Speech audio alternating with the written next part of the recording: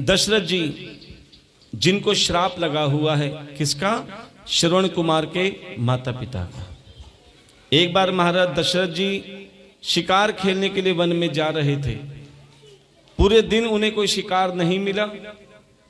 तभी नदी किनारे एक पेड़ के नीचे बैठ गए और महाराज दशरथ जी को एक वरदान भी मिला हुआ है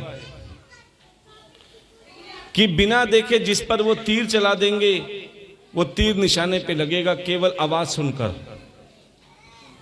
अब उसी नदी के किनारे श्रवण कुमार अपने माता पिता को कंधे पर तीर्थ कराने के लिए लेकर जा रहे थे। देखो पहले के श्रवण कुमार कैसे हैं, जो अपने कंधे पर अपने माता पिता को तीर्थ कराते हैं। और आज के श्रवण कुमार देख लो, आजकल की माताएं अपने बच्चों से कहेंगी, अरे शिव मंदिर में जरा कथा में ले चल, अरे मैया योरा मंदिर, अपने आप चली जा। लेकिन कुछ हमारी माताएं हैं जिसे हम देखते हैं, प्यारे उनके पोते उनके बच्चे उन्हें कथा मिलाते हैं, तो प्यारे ऐसे श्रवण कुमार को नमस्कार है, अभिनंदन है, वंदन है। यह सेवा भी बड़ी प्रारब्ध के कर्मों से मिलती है। अब श्रवण कुमार ने कहा, पिताजी चिंता मत करो, मैं अभी व्यवस्था करता हूं। उसी नदी किनारे दोनों माता पिता को बिठाया, एक मटका लिया, मटका लेकर जैसे नदी में मटका डाला, कहते हैं खाली मटका जब नदी में डालते हैं तो बुलबुले की आवाज आती है। जैसे ही मटका डाला बुलबुले की आवाज आई और वो आवाज सीधी दशरथ जी के कानों में पड़ी। उन्होंने बिना देर समय गवाए बिना देखे तीर छोड़ दिया और वो तीर सीधा श्रवण कुमार के लगा। जैसे छाती पे तीर लगा श्रवण कुमार की मृत्यु हो गई। और जब श्रवण कुमार के माता पिता को पता लगा ये कार्य महाराज दशरथ ने किया है, हमारे पुत्र को हमसे दूर किया है, उसी क्षण जल हाथ में लेकर महाराज दशरथ जी को श्राप दे डाला कि महाराज तुमने हमारे पुत्र से वियोग कराया है, हम तुम्हें श्राप देते हैं कि तुम भी पुत्र वियोग में ही जियोगे, तुम्हें पुत्र का सुख नहीं मिलेगा। प्यारे इतना सुनते ही महाराज दशरथ जी दुखित हुए। क्यों? एक माता पिता का श्राप कभी विफल नहीं जाता। महाराज दशरथ जी की अपनी कोई संतान नहीं थी। उन्होंने श्रृंगी ऋषि से संतान उत्पत्ति यज्ञ करवाया और उस यज्ञ में एक खीर का दोना महाराज दशरथ जी को दिया कि महाराज ये अपनी पत्नी को खिला देना, पुत्र प्राप्त हो जाएगा। अब खीर का दोना एक और पत्नियां कितनी? 3। अब वो खीर का दोना कौशल्या जी को दिया। कौशल्या जी ने आधा खुद रखा, आधा कैकेयी जी को दिया। अब सुमित्रा जी कहने लगी, बहन मैं भी तो तुम्हारी प्यारी हूं ना, प्रिय हूं, कि जो भी चीज लाते हैं मिल बांट के खाते हैं, तो इस बात तुम मुझे कैसे भूल गई? कौशल्या जी कहती, बहन भूली नहीं, जैसे हम तुम्हें अपने से ज्यादा देते हैं आज भी वैसे ही देंगे। कौशल्या जी ने अपने आधे में आधा हिस्सा और कैकेयी जी ने भी अपने आधे में आधा हिस्सा, अर्थात 2 हिस्से सुमित्रा जी को दिए। जो हिस्सा कौशल्या जी के पास आया उनसे श्री राम जी का जन्म हुआ। बोलिए श्री रामचंद्र भगवान की। जो कैकेयी जी के पास हिस्सा आया उनसे भरत भैया का जन्म हुआ। बोलिए भरत भगवान की। और सुमित्रा जी के पास 2 हिस्से आए, उनसे लक्ष्मण और शत्रुघ्न भैया का जन्म हुआ। यही श्री हरि नारायण भगवान 4 रूपों में अवतार लेके आए हैं। बोलिए श्री हरि नारायण भगवान की जय। अब प्यारे चारों भैया गुरु वशिष्ठ जी के आश्रम में शिक्षा ग्रहण करने के लिए गए और जैसे शिक्षा ग्रहण करके आ रहे थे तभी महाराज जनक जी ने अपनी पुत्री सीता का स्वयंवर रचा था और ये शर्त रखी थी कि जो कोई इस धनुष को खंडित कर देगा उसके साथ में अपनी पुत्री सीता का विवाह कराऊंगा। बड़े से बड़े राजा बलराजा महाराजा उस स्वयंवर में आए, उसे तोड़ना तो दूर उस धनुष को हिला भी नहीं पाए। देखो आपको बता दें कि महाराज ने सबको बुलाया था, लेकिन श्री राम जी को निमंत्रण नहीं दिया था। वो तो केवल अपने गुरु के साथ उस सभा में आए थे। लेकिन जैसे ही महाराज दशरथ जी ने सभी क्षत्रियों को ललकारा कि कोई ऐसा क्षत्रिय है जो इस धनुष को खंडित कर सके, प्यारे तभी श्री राम जी आए और धनुष को प्रणाम किया। पहले प्रणाम किया, फिर फूलों की भांति उठा लिया और प्यारे तिनके की भांति उस धनुष को खंडित कर दिया। और जैसे ही धनुष खंडित हुआ, तभी जनक राज ने अपनी पुत्री सीता का स्वयंवर में अपनी पुत्री का विवाह श्री राम जी के साथ कर दिया। अब श्री राम जी सियावर रामचंद्र बन गए। बोले सियावर रामचंद्र भगवान की जय। और प्यारे वहीं चारों भैया का विवाह भी हो गया। अब सभी के सभी अपने पिता महाराज दशरथ जी के पास गए। अब दशरथ जी ने देखा कि मेरा पुत्र राम इस लायक हो गया कि मेरी राजगद्दी संभाले। तभी पूरे अयोध्या में ढिंढोरा पिटवा दिया कि कल मेरे पुत्र राम का राज तिलक होगा। सब जगह खुशियां मन रही थी, लेकिन अचानक क्या हुआ? कहते हैं दहेज में कभी कभी कोई वस्तु गलत आ जाती है। महाराज दशरथ जी के विवाह में एक दासी आई थी जिसका नाम था, क्या नाम था? संतरा, मंथरा। उस मंथरा ने केकई को ऐसा पाठ पढ़ाया, ऐसा पाठ पढ़ाया। अब केकई जी महाराज दशरथ जी के कक्ष में गई। बोले महाराज आज आप बड़े खुश दिख रहे हो। बोले क्यों खुश ना हूं, कल मेरे पुत्र राम का राज तिलक है और आज मैं इतना खुश हूं, जो भी मेरे से मांग रहा है मैं उसे दिल खोल के दे रहा हूं। रानी तुम्हारी जो इच्छा हो मांग लो। केकई जी को मौका मिल गया। बोले महाराज क्या आपको याद है, आपने मुझे वचन दिया था, और एक नहीं 2 वचन दिए थे, जब समय आए तो जो इच्छा हो मांग लेना। बोले हाँ रानी मुझे याद है, तुम्हारी जो इच्छा हो मांग लो। तो बोले 2 वचन तुम्हें पूरा करने होंगे। बोले आज? बोले बिल्कुल करूंगा, मांगो तो सही। बोले मेरा पहला वचन, जिस राम की तुम राज तिलक की तैयारी कर रहे हो वो राम की ना करके मेरे पुत्र भरत की राज तिलक की तैयारी करो। इतना सुनते ही महाराज दशरथ जी के पैरों तले जमीन खिसक गई। रानी ये क्या कह रही हो, क्या राम तुम्हारा पुत्र नहीं है? बोले हाँ राम मेरा पुत्र है, लेकिन मैं चाहती हूं भरत गद्दी पे बैठे। मेरा दूसरा वचन, क्योंकि ये केकई भी जानती थी जब तक राम यहां रहेंगे भरत गद्दी पे नहीं बैठेंगे। बोले राम को 14 वर्ष के लिए वनवास भेज दो। इतना सुनते ही महाराज दशरथ जी को ऐसा सदमा लगा, मुख से आवाज नहीं निकल रही और आंखों से आंसू नहीं रुक रहे। इतने में श्री राम जी का आगमन हुआ। राम जी ने कहा पिताजी माताजी आप चिंता ना करें, जिस काम में मेरे माता पिता राजी मैं वन जाने को राजी। देखो पहले के राम कैसे थे, जो माता पिता की आज्ञा से वन जाने को तैयार हो जाते थे, और आजकल के राम अपने माता पिता को वन भेजने को तैयार हो जाते हैं। पूरा वृद्धा आश्रम भरे पड़े हैं बूढ़े माता पिताओं से। प्यारे राम के चित्रों की पूजा करो या मत करो, लेकिन राम के चरित्रों की पूजा करो। क्यों?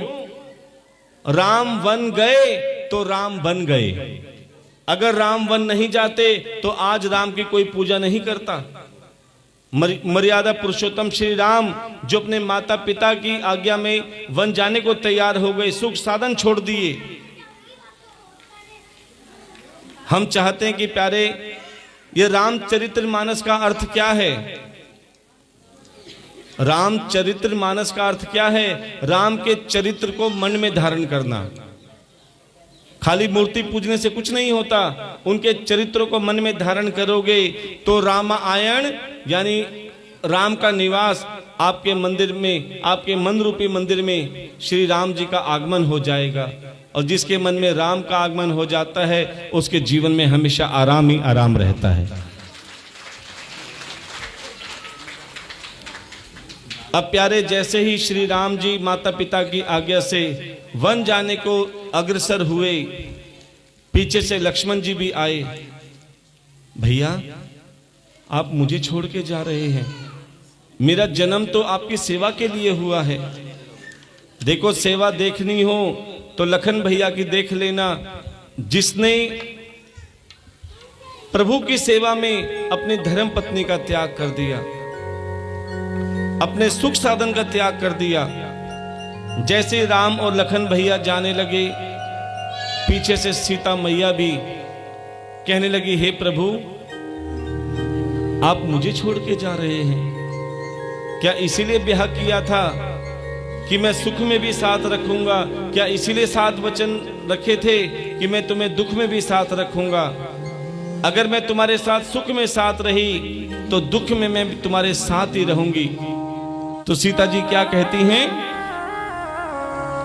जहाँ ले चलोगे वहाँ मैं चलूँगा, जहाँ ले चलोगे वहाँ मैं चलूँगी, जहाँ ले चलोगे वहाँ मैं चलूँगी, जहाँ ले चलोगे वही मैं चलूँगी, जहाँ नाथ रख लोगे, जहाँ नाथ रख लोगे, जहाँ नाथ रख लोगे, जहाँ नाथ रख लोगे वहीं पे रहूँगी, जहाँ ले चलोगे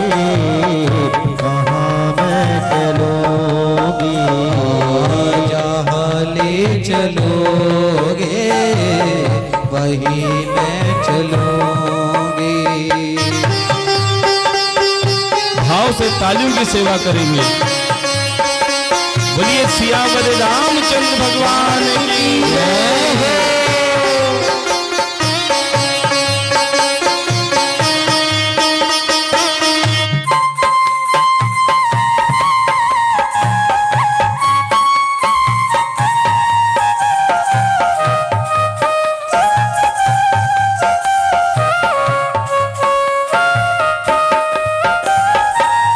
ये जीवन समर्पित चरण में तुम्हारे, तुम्ही मेरे सर्वस्व, तुम्ही प्राण प्यारे।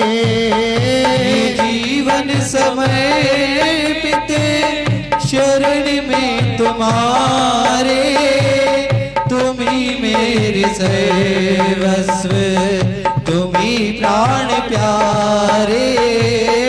तुम्हें छोड़ गए ना, तुम्हें छोड़ गए ना, तुम्हें छोड़ गए ना, तुम्हें छोड़ गए ना, किससे कहूँगी, जहाँ ले चलोगे वहीं मैं चलूँगी, जहाँ ले चलोगे वहीं मैं चलूँगी, जहाँ ले चलोगे वहीं मैं चलूँगी, जहाँ ले चलोगे वहीं मैं चलूँगी। और प्यारे, राम जी और लखन भैया सीता जी के साथ में राजपाट त्याग कर वन की ओर प्रस्थान करने लगे। और जैसे ही वन में जा रहे थे, रास्ते में नदी पड़ी और नदी में एक नाव थी जिसे केवट चलाते थे।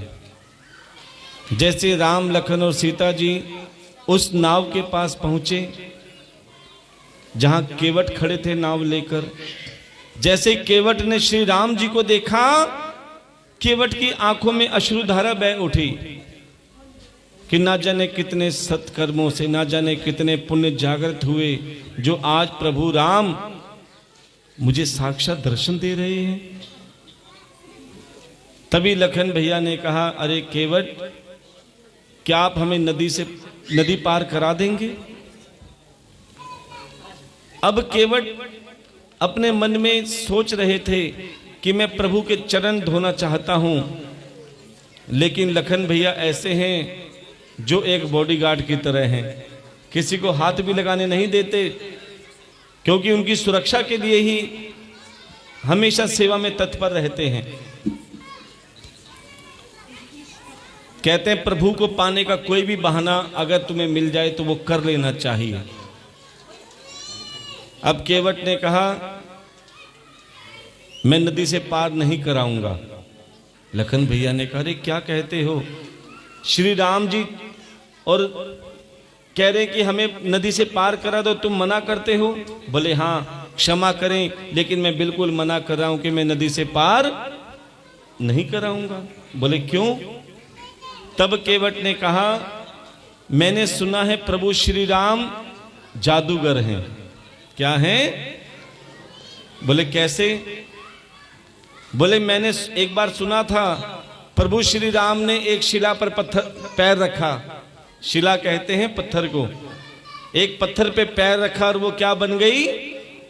नारी, जिसका नाम था अहिल्या। बोले अगर प्रभु राम ने मेरी नाव पे पैर रख दिया और मेरी नाव भी नारी बन गई तो मेरा काम धंधा चौपट। बोले मैं पहले चेक करूंगा इनको कि जादूगर हैं कि नहीं, पहले मैं इनके चरणों को हाथ लगाऊंगा, देखूंगा मुझे कुछ नहीं हुआ तो नाव पे बिठाऊंगा। देखो कैसा बहाना कि चरण भी छू लिए और बहाना भी बना लिया। बड़े भाव से केवट ने प्रभु श्री राम जी के चरण धोए।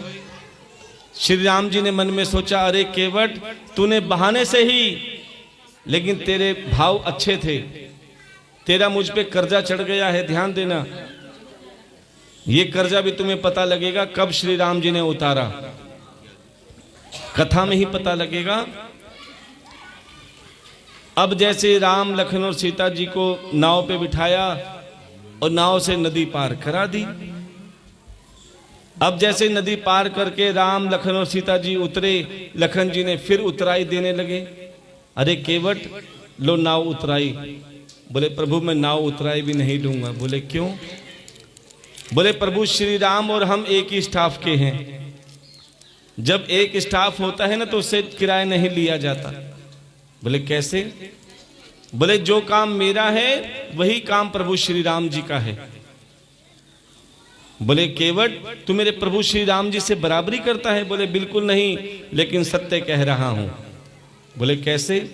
बोले मेरा काम है नाव से नदी पार कराना, मेरा काम है नाव से नदी पार कराना, और मेरे प्रभु श्री राम का काम है भव सागर पार कराना। अब प्यारे, जैसे वन में गए तो वन में क्या देखा कि रावण ने सीता का हरण किया। अच्छा, कौन कौन मानता है कि रावण एक राक्षस थे? और कौन कौन मानते कि रावण एक विद्वान ब्राह्मण थे? देखो, रावण जैसे विद्वान ना आज तक हुए हैं, ना कभी होंगे। और सच बताएं, रावण राम जी से हर चीज में बड़े थे। बता दें, राम जी के कितने सर थे? कितने? एक। और रावण के 10। अब राम जी गुरु वशिष्ठ जी के यहाँ पढ़ने के लिए जाया करते थे, और गुरु वशिष्ठ जी के पिता ब्रह्मा जी रावण को घर में पढ़ाने के लिए आया करते थे। तो कौन बड़े हुए? रावण। राम जी का महल किस चीज का था? ईंट पत्थर का, और रावण की सोने की लंका। तो कौन बड़े हुए? हर चीज में बड़े होने के बाद में भी उनका सर्वनाश क्यों हुआ? क्योंकि उनके अंदर अभिमान था, अहंकार था। इसलिए हम कहते हैं अहंकार में 3 जने बिल्कुल चले गए, धन, वैभव और वंश। ना मानो तो देख लो, रावण, कौरव और कंस। इसलिए अगर आप चाहते हो कि हमारी सदगति हो, प्रभु हमें मिले, तो प्रभु से यही कहना कि हे प्रभु हमें सब कुछ देना, लेकिन अभिमान मत देना। अब प्यारे, लंका में श्री राम जी के द्वारा सभी पुत्रों का, सभी भाइयों का रावण ने वध करवा दिया। और ये वध नहीं करवाया प्यारे, उनका उद्धार करवा दिया। ये तो एक बहाना था, ध्यान देना, कि वो जानते थे कि प्रभु श्री राम जी कोई साधारण इंसान नहीं है, ये साक्षात श्री हरि नारायण भगवान है। बोले इंसान तो खुद को तारने की सोचता है, रावण ने अपने पूरे कुल को तार दिया श्री राम जी के द्वारा। अब प्यारे देखो, जब कृष्ण जन्म होता है ना, तो उनके ग्वाल गोपाल हमेशा आते हैं रूप में। जो भी आपका भाव जागृत हो, कहते हैं जो भागवत कथा में ठाकुर जी के जन्म उत्सव की बधाई देते हैं, ठाकुर जी के घर आंगन में खुशियों की लाइनें लगा देते हैं, अर्थात खुशियां भर देते हैं। तो प्राचीन काल में यदुवंशी राजा सूरसेन और उनके पुत्र वसुदेव जी, जिनका विवाह देवकी के साथ हुआ, उनके चाचा उग्रसेन। श्री राम। ये सब बच्चे चुप हो जाओ, नहीं तो तुम्हें अभी भगा देंगे बाहर। और बिल्कुल भी प्रसाद नहीं मिलेगा बच्चों को, जो भी शोर मचाएगा। उनके चाचा उग्रसेन, जिनके लड़के कंस, जो अपने रथ पे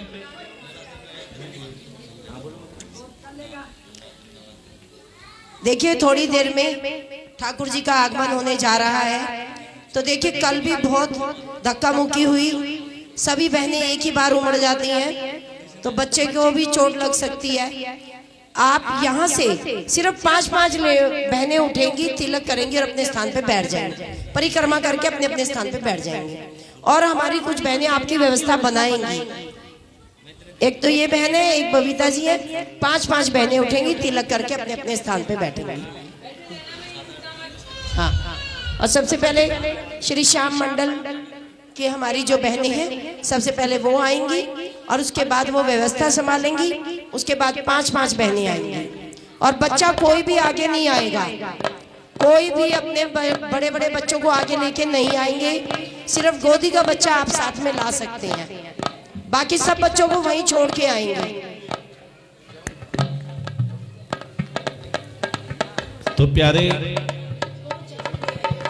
कंस अपने रथ पर वसुदेव और देवकी को ससुराल लेकर जा रहे थे। तभी अचानक आकाशवाणी हुई, अरे कंस, तू किसको लेकर जा रहा है? कंस ने कहा, महाराज मैं अपनी बहन को लेकर। बोले, तेरी बहन नहीं, तेरा काल है, तेरी मृत्यु का कारण है। अब कंस को लगा कि शायद ये मन का वहम हो, रथ नहीं रोका। जैसे ही रथ आगे लेकर गए, नारद जी का आगमन हुआ। नारद जी ने भी यही कहा, अरे कंस, किसको लेकर जा रहे हो? बोले, मैं अपनी बहन को। बोले, ये तुम्हारी बहन नहीं, तुम्हारी मृत्यु का कारण है। क्यों? क्योंकि इसका 8वां पुत्र तुम्हारा काल बन के आएगा। तभी महाराज कंस ने सोचा, ना रहेगा बांस, ना बजेगी बांसुरी। रथ वहीं रोका, अपनी बहन के केश पकड़े और धरती पर लिटा के तलवार से मारने जा रहे थे। तभी वसुदेव जी हाथ जोड़कर खड़े हो गए। अरे कंस, तुम्हारी बहन ने क्या बिगाड़ा है? तुम्हें इनके 8वें पुत्र से डर है ना? तो मैं वचन देता हूं सभी पुत्रों को अपने हाथों से मारना, मैं तुम्हें कुछ नहीं कहूंगा। और ये संसार जानता है वसुदेव कभी झूठ नहीं कहते। इतना सुनकर कंस ने वसुदेव और देवकी को छोड़ दिया और ससुराल ना ले जाकर कारागार में डाल दिया। और कारागार में 6 पुत्रों की निर्मम हत्या करी कंस ने। 7वां पुत्र योग माया द्वारा, संकर्षण द्वारा रोहिणी के गर्भ में प्रविष्ट करवा दिया। रोहिणी कौन थी? वसुदेव जी की दूसरी पत्नी, जो नंद बाबा के यहाँ रहती थी। अब प्यारे, जैसे 8वां पुत्र होने जा रहा था तो देवकी मां प्रभु से प्रार्थना कर रही थी कि प्रभु आप आओ और हमें कंस के अत्याचार से बचाओ। तभी प्यारे पूरा कारागार चमचमा उठा, जगमगा उठा, क्योंकि हमारे ठाकुर का आगमन होने जा रहा है। तो आइए सभी मिलकर देव की प्रार्थना करते और आप सभी भी उनका स्वागत करेंगे।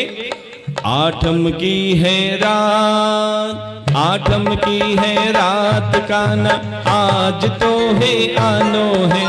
आठम की है रात, आठम की है रात का ना आज तो है आनो है, बोले निभानो है। आठम की है रात, आठम की है रात का न आज तो है आनो है। आठम की है रात, टूट गए ताले हो गए पहरे वाले, टूट गए ताले हो गए पहरे वाले। ये माया कैसी रची हो। टूट गए ताले हो गए पहरे वाले, ये माया कैसी रची हो। छाई खुशी अपार, छाई खुशी अपार और गुणगान तेरो पानो है। छाई खुशी अपार, छाई खुशी अपार गुणगान तेरो गानो है, खोले दीवानो है। आठम की है रात, आठम की है रात का नाम आज तो है आनो है। आठम की है। देखो ये बहुत खुशी का समय है। श्री श्याम सेवा ट्रस्ट ने ठाकुर जी के स्वागत के लिए 501 रुपए की बधाई दी है। इनके लिए जोरदार तालियों का स्वागत करेंगे। 101 रुपए की एक और बधाई आई है, इनके लिए भी जोरदार तालियों का स्वागत करेंगे। कहते हैं जो भागवत कथा में ठाकुर जी के जन्म उत्सव की बधाई देते हैं, विश्वास मानो उनके घर आंगन में बधाइयों की लाइन लग जाती है। 101 रुपए ठाकुर जी की एक और बधाई आई है, इनके लिए भी जोरदार ताली को स्वागत करेंगे। स्वागतम कृष्णा सुस्वागतम कृष्णा, स्वागतम कृष्णा सुस्वागतम कृष्णा। और हमारे ठाकुर जी की दादी ने 501 रुपए बधाई दी, इनके लिए जोरदार ताली को स्वागत करेंगे। 201 रुपए हमारे ठाकुर जी की एक और सुंदर बधाई आई है। और हमारे ठाकुर जी के चांदी के बहुत सुंदर कड़े बधाई स्वरूप में दिए हैं। और 200 रुपए बधाई आई है, इनके लिए भी जोरदार तालियों का स्वागत करेंगे। 51 रुपए की एक और बधाई आई है, इनके लिए भी जोरदार तालियों का स्वागत करेंगे। स्वागतम कृष्णा सुस्वागतम कृष्णा।